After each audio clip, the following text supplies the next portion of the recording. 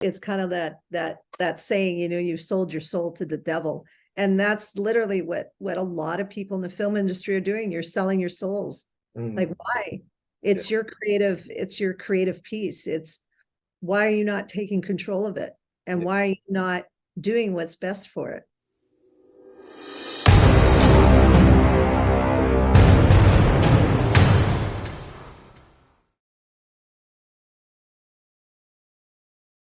If you want to keep them on, you can keep them on for 10 or 15% back end points, but that's not owning the whole movie, or even 20%. So you still own 80, they own 20. And certain investors that like to have a huge ROI, then you give them that option then, but you don't hand over 50% of your baby. Right. Yeah, then you I guess you just lose control of your film. Like you said, you could wind up hiring someone's wife, niece, nephew, and if they can't act, but you want that money. I was speaking to another director about that not too long ago. He said, you have to make a decision. You either, turn down the cash, or you're teaching acting classes on set. Yeah, and you're going, please God, don't let this turn out horribly, because it may turn out horribly for all we know, but yeah, I mean, you don't have to worry about all of those, all those problems, right? When you've taken control back of your business. And that's kind of where I went on that mission, was how can we take control back of our business? Because I've seen way too many people end up with investors, and it's like a bad marriage. If you end up with the wrong person, you know how well that goes. Well,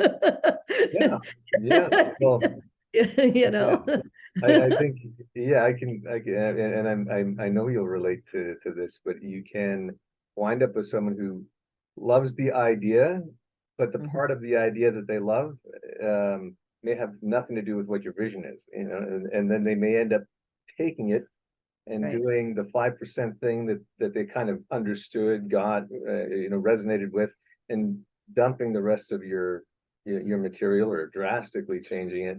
And then you've, in a sense, you've sold it off, and it's not ever going to be what you intended it to be. Yeah. Well, you sold it to the devil, as they call it. Right. Yeah. I'm doing these crazy Christian analogies, but it's not about religion. It's kind of that saying, you've sold your soul to the devil. And that's literally what a lot of people in the film industry are doing. You're selling your souls. Like, why? It's your creative piece. It's why are you not taking control of it? And why are you not doing what's best for it? And I've said this numerous times to people in the industry, not only the film industry, but in the tech industry and the real estate industry, and all the different industries that I work with. And they're constantly selling their souls to investors, because they think that's the easiest course of action to take. Right. At the end of the day, it's not, because at the end of the day, you got to pay them out. And so if, film is a little bit different, but in other forms like tech and whatever, because if you're getting into the tech world, NFTs, or you're getting into video games, or whatever you're getting into, the valuation on that business model was this when you first came in, and now you got to get rid of them or her, and now you got to pay them on current valuation now. And that's a whole lot different than what you first came in at. So now you're having to get rid of them, and you could literally damage your business by getting rid of them at that point. Right. And if they demand they want to get out too, then you almost could bankrupt yourself, so, and it's no different in the film industry. If somebody wants in or out, you could damage it. And not paying your investor back is even more damaging. And that's where I've unfortunately had the mishap of having some scripts come to me that were amazing, but when we did our DD, our due diligence, we found out that they had been sued because they didn't pay the investor back. And that's just not it's a black mark. Yeah, it burns bridges really fast. Yeah, you're burning bridges. And in the film industry, as they say, it's very ancestral in a sense. Everybody kind of knows everybody. It doesn't take long for me to find out stuff, believe me. So if you're going to screw up, you better do it once and do it really well, because you're not coming back again. So Yeah. why do that? You know, why are you burning your bridge? Because Yeah. you're going to burn your bridge completely and you'll be out of the film industry, right? I guess I kind of see that as setting your intentions. If your intention is to give birth to your creative vision, you have to approach that with a certain kind of understanding, like you're saying, that um, you may end up trading off too much if you don't craft and work on creating deals Yeah. that are structured to bring creativity to light. And at the Right. same time, and it's legitimate, some people, in episodic TV, you need writers who will just write, and they're willing to hand the work and make whatever changes so they can put a paycheck in their pocket. But they're two Yeah. different things, writing to get a paycheck and writing to make something that meets a creative vision and collaborate at the same time. That's a delicate process, and you need the right kind of partners for that stuff, I think. Well, that's the point. It's a marriage of partners, you know, so Yeah. you don't want to just choose anybody.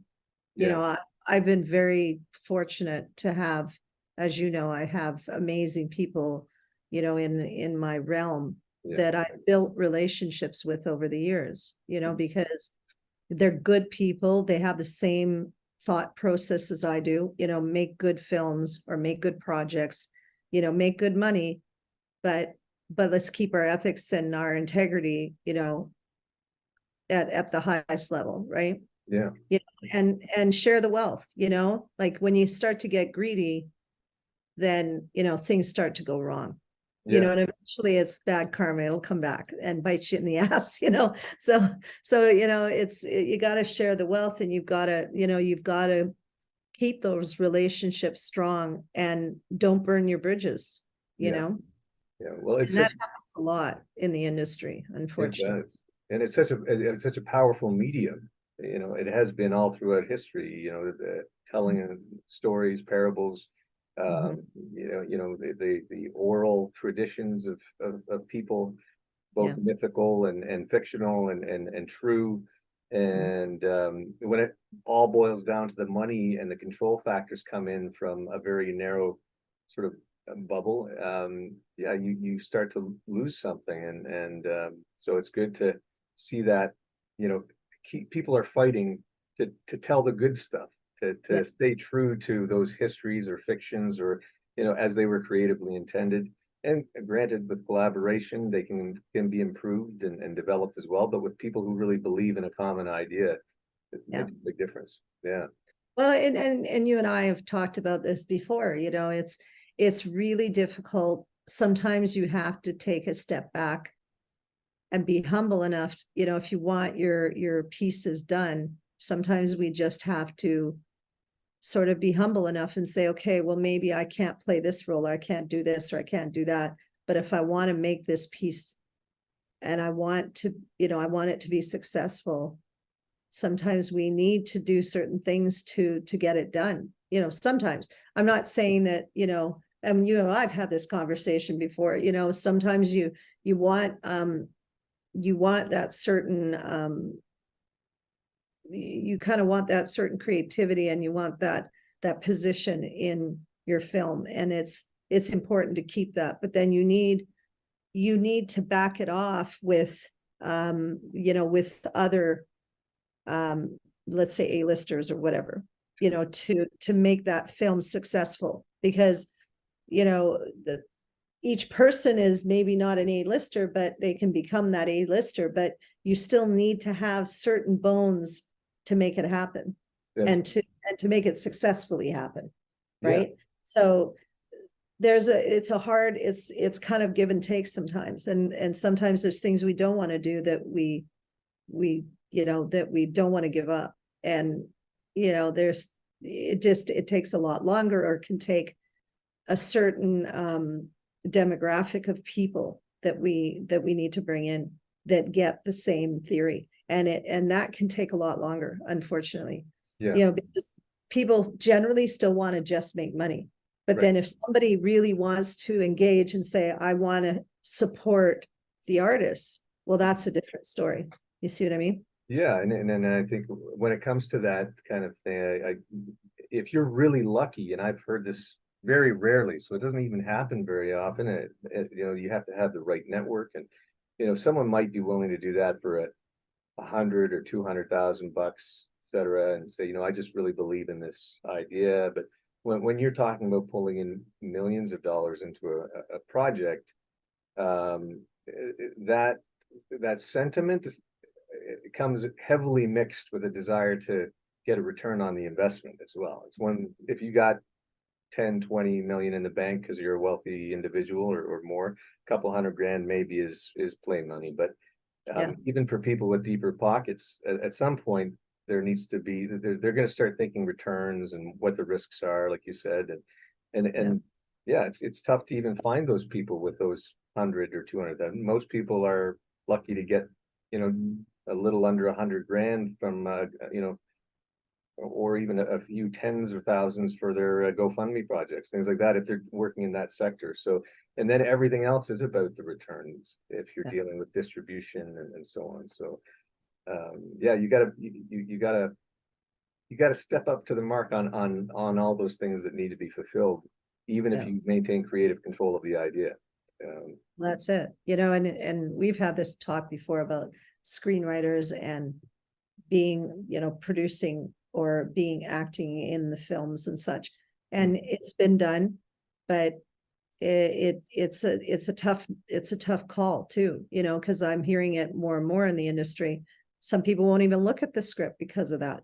You know, it's like, well, they want to be both. No, you know, so that's when we have to get creative, you know, and that's where, you know, Federgreen Consulting, we do that. We get very creative and we start to figure out how do we put these pieces together where you're not going to traditional film people, because otherwise they're going to poo-poo it. And, you know, then, you know, you're out the door. They're just not going to go, you know, for it, whatever that case may be, whatever special needs that you want in that film.